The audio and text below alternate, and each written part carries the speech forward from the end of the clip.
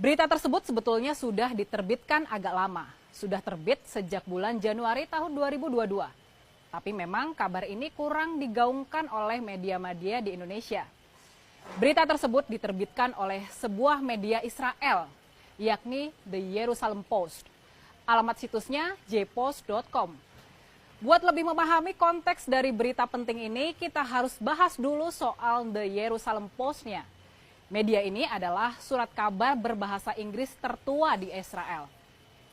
Media ini didirikan oleh seorang laki-laki Yahudi bernama Gerson Agron pada tahun 1932 dengan nama The Palestine Post. Nama tersebut bertahan sampai dengan tahun 1950 dan kemudian diganti menjadi The Jerusalem Post.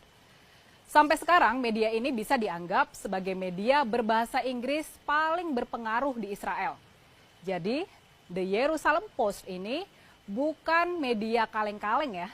Nah, tanggal 11 Januari tahun 2022, The Jerusalem Post menerbitkan sebuah artikel dengan judul How Agriculture Led Indonesia's Defense Minister to Talk Normalization with Israel. Kalau dalam bahasa Indonesianya, maksudnya kurang lebih adalah bagaimana kerjasama pertanian membuat Menteri Pertahanan Indonesia menjajaki normalisasi hubungan antara Indonesia dengan Israel. Penulis artikel ini adalah seorang wartawan bernama Lahav Harkov dan Menteri Pertahanan Indonesia yang dimaksud dalam artikel tersebut adalah Prabowo Subianto. Eyang Prabowo Subianto. Kalau diterjemahkan, dua paragraf pertama artikel tersebut berbunyi kurang lebih seperti ini.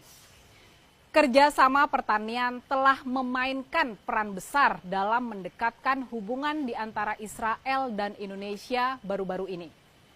Menteri Pertahanan Indonesia, Prabowo Subianto, memimpin upaya tersebut dari Jakarta. Serangkaian pertemuan, pernyataan, dan laporan dalam beberapa bulan terakhir di tahun 2021 menunjukkan kalau Israel dan Indonesia, negara dengan populasi muslim terbesar di dunia, semakin dekat. Ketemu lagi dengan saya, Rini Budoyo, di Hot Topic.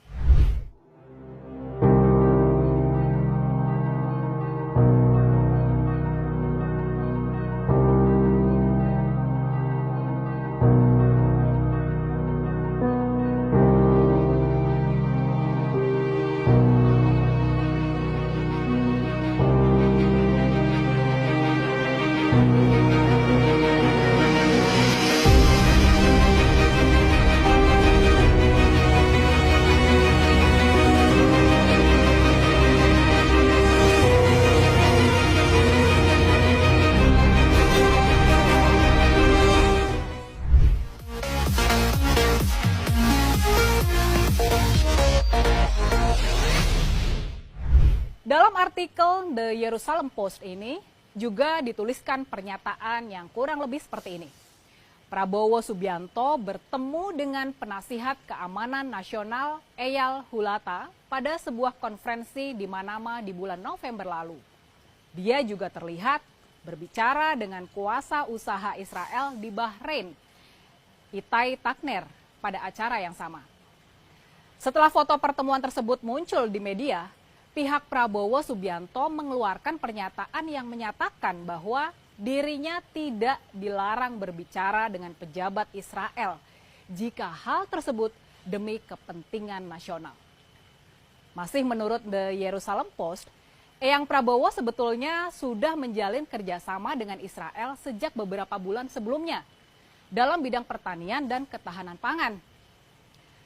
Samuel Friedman, seorang konsultan pertanian Israel, dia ini pengusaha dan juga penasihat senior dari mantan Menteri Pertahanan Yair Shamir. Dia ternyata sudah berkolaborasi dengan Pusat Penelitian dan Pengembangan Pertanian di Indonesia. Salah satu mitranya di Indonesia adalah Eyang Prabowo. Friedman dikutip berkata seperti ini, bagi suatu negara, ketahanan pangan tidak kalah penting dibandingkan keamanan. Pak Prabowo sepenuhnya setuju dengan saya tentang hal ini.